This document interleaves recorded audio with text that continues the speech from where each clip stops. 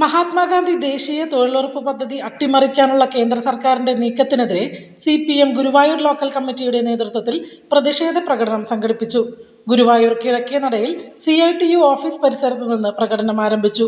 Local secretary KR Sooraj സംസാരിച്ചു.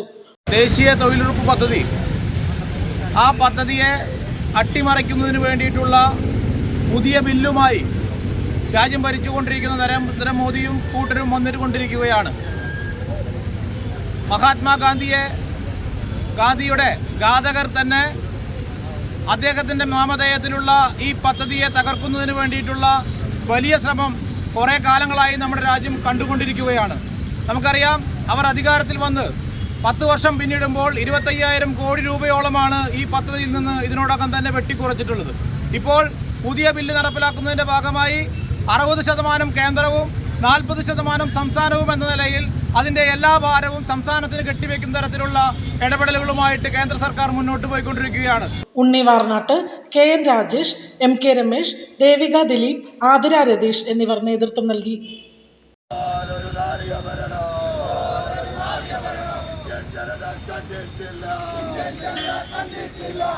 ജനത